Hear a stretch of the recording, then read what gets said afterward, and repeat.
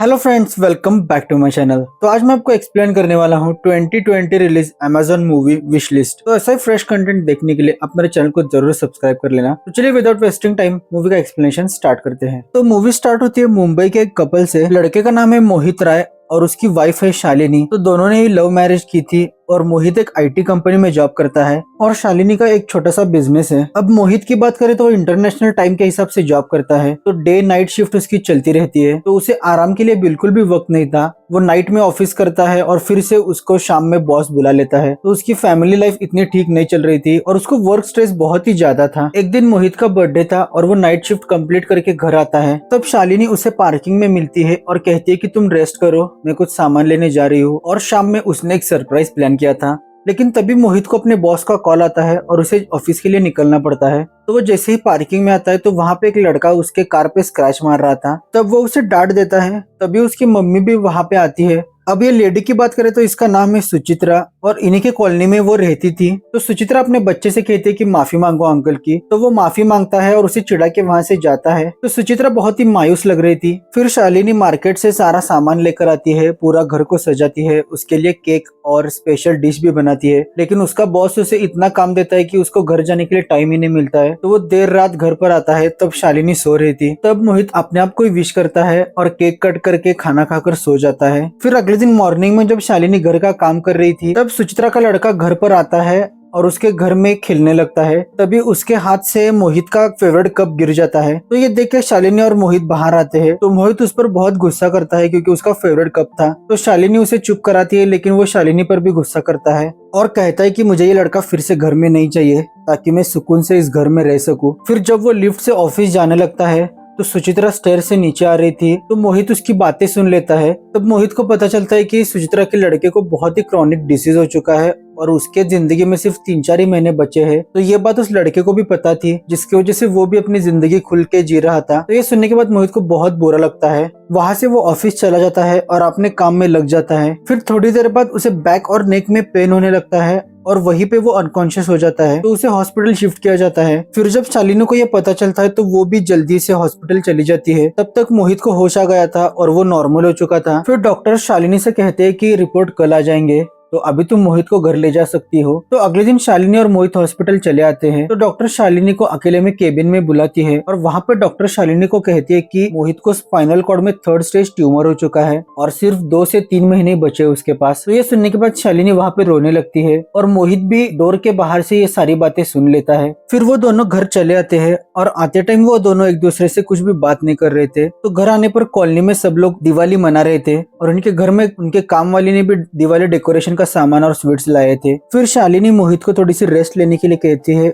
और वो पार्किंग में अपनी कॉलोनी के सेलिब्रेशन के लिए चली जाती है। तो वहाँ पे शालिनी सुचित्रा से मिलती है। तो वहाँ पे उसे पता चलता है कि उसके बेटे के भी 3-4 मंथ ही बचे हैं और ये उसे भी पता है, इसीलिए वो खुल के जी रहा है। तो वो दोनों भी अपना दुख एक दूसरे के साथ बांटते हैं। फिर शालिनी घर पर आती है और मोहित से कहती है कि हमने 7 साल ऐसे ही गुजार दिए और कुछ भी एंजॉय नहीं किया ताकि हम अच्छा घर ले सके और हमारी सारी विश लिस्ट पूरी कर सके, लेकिन आज तक हमने एक भी पल अच्छे से एंजॉय नहीं किया। तो शालिनी कहती है कि मैं हर एक पल तुम्हारे साथ ही एंजॉय करना चाहती हूँ, चाहे कितना भी समय बचा हो। मोहित के विश लिस्ट में उसकी फर्स्ट प्रायोरिटी थी उसकी यूरोप ट्रिप, जिसके लिए वो कई सालों से पैसे इकट्ठा कर रहे थे, लेकिन जॉब में होने के कारण इतने पैसे नहीं हो पा रहे थे। तो शालिनी कहती है कि अब बस तुम जॉब छोड़ दो और अब हम यूरोप ट्रिप पर चले जाएंगे। फिर वो सब पैकिंग करते हैं और सबसे पहले पेरिस चले आते हैं। फिर वो आईफेल टावर के पास बहुत सारा क्वालिटी टाइम स्पेंड करते हैं। वहाँ पे शालिनी मोहित के बहन को कॉल लगाती है। तो मोहित की बहन पेरिस में ही थी। फिर मोहित की ये बात सुनकर वो भी बहुत इमोशनल हो जाती है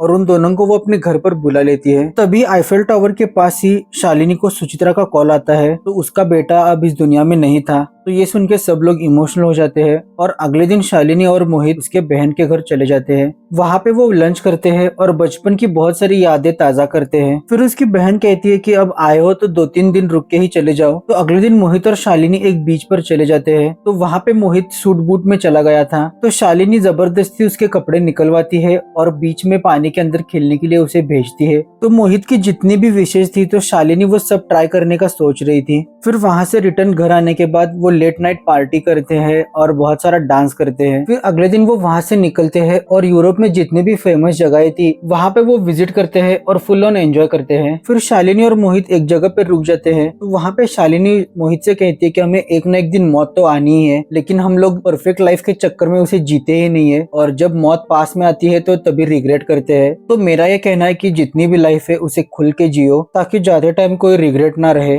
फिर मोहित भी शालिनी से वादा करता है कि मैं खुल के जीऊंगा और वहां से वो पब में जाते हैं, फुल ऑन एंजॉय करते हैं। तभी कैफे में ही मोहित को अनईजी फील होता है। तो शालिनी मोहित को रूम पर लेकर आती है और डॉक्टर को कॉल करके प्रिस्क्राइब टैबलेट दे देती है। फिर थोड़ी देर बाद मोहित नॉर्मल कंडीशन में आ जाता है। तो ऐसे ही कुछ दिन वो वहां पे बिताते हैं, जितनी भी स्पोर्ट एक्टिविटीज थी वो सब एंजॉय करते हैं और वहां से ट्रेन लेकर फिर स्विट्जरलैंड चले जाते हैं और वहां पे घूमने के लिए वो एक कार भी बुक करते हैं। वहां पे उन्होंने एक घर भी बुक किया था। तो वो घर में आते हैं तो घर में पेंटिंग्स बहुत ही अजीबोगरीब थी, जो देख के शालिनी बहुत डरती है और गुस्सा भी करती है। फिर वो वही आसपास वाले जगह में घूमने जाते हैं। तो तभी उन्हें एक जगह पे कुछ इंडियंस दिखाई देते हैं। वो उनसे बात करने के लिए वहां पे चले जाते हैं, लेकिन तब उन्हें पता चलता है कि वो इंडियंस नहीं है, एक पाकिस्तानी है, एक बांग्लादेशी है और उनके 2 गर्लफ्रेंड्स है। लेकिन वो उनके साथ बहुत अच्छे से बातें करते हैं और वही गप्पे लड़ाने वो सब बैठ जाते हैं ड्रिंक्स लेकर। तो बातों ही बातों में उन्हें पता चलता है कि ये लोग एक माउंटेन के टॉप पर रात में कैंपिंग के लिए जा रहे हैं। तो वो लोग शालिनी और मोहित को भी इन्वाइट करते हैं। फिर शाम में ही 2 कार लेकर वो माउंटेन के टॉप पर चले जाते हैं। वहां पे वो कार में म्यूजिक लगाकर ड्रिंक्स और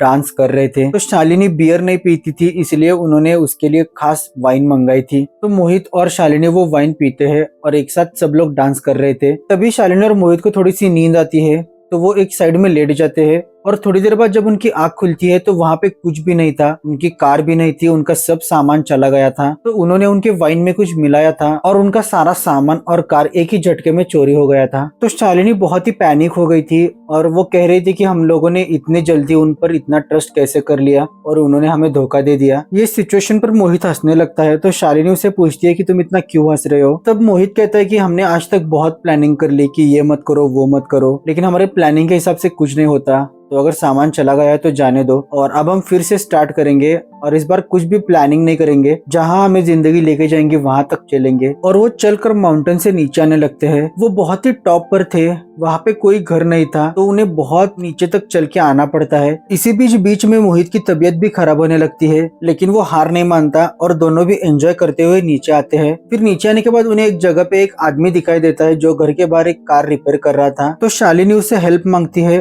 और वो उसे घर के अंदर लेकर आती है। तो उस आदमी का नाम था एलेक्स और उसकी वाइफ एक इंडियन थी। तो वो दोनों शालिनी और मोहित की बहुत हेल्प करते हैं। वो अपने फैमिली डॉक्टर को भी वहाँ पे बुला लेते हैं। तो वो मोहित को चेकअप करता है और कुछ दवाई भी देता है, जिससे मोहित थोड़ा सा अच्छा फील करने लगता है। फिर शालिनी और एलेक्स की वाइफ बातें कर रहे थे, तब वो बताती है कि वो लोग जर्मनी से है और ये उनका सेकेंड होम है। तो वीकेंड्स पर और ऐसे ही चेंज के लिए हम यहाँ पर आते हैं, कुछ दिन रुकते हैं और फिर से वापस चले जाते हैं। फिर एक दिन रुकने के बाद एलेक्स और उसकी वाइफ जर्मनी के लिए निकल जाते हैं और जाते जाते शालिनी और मोहित को वहीं पे रुकने के लिए कहते हैं और जब भी तुम्हें यहाँ से जाना हो तो कीज वॉचमैन को देकर चले जाना, ऐसा कह के वो वहाँ से चले जाते हैं। जिससे मोहित और शालिनी की बहुत हेल्प होती है, क्योंकि उनके पास अब पैसे भी नहीं थे और कोई सामान भी नहीं था और मोबाइल ना होने के कारण वो अपने घर वालों से कांटेक्ट भी नहीं कर पा रहे थे। लेकिन शालिनी दिमाग लगाती है और मेल कर देती है घर वालों को, जिससे वो लोग उनसे कांटेक्ट कर पाते हैं। तो ऐसे ही वो कुछ दिन वहाँ पे रहते हैं, बहुत एंजॉय करते हैं, क्वालिटी टाइम स्पेंड करते हैं। फिर कुछ दिनों में मोहित की तबीयत बहुत ही ज्यादा खराब होने लगती है और वो उसका आखिरी स्टेज था। तब मोहित शालिनी को कहता है कि तुम वीडियो रिकॉर्ड करो और इसमें वो अपने फैमिली और फ्रेंड्स के लिए मैसेज छोड़ता है कि हमारे लिए ये इम्पोर्टेंट नहीं है कि हमने कौन से ब्रांडेड कपड़े पहने थे, कौन सी गाड़ियां चलाई थी या फिर कौन से महंगे रेस्टोरेंट में हमने डिनर किया था।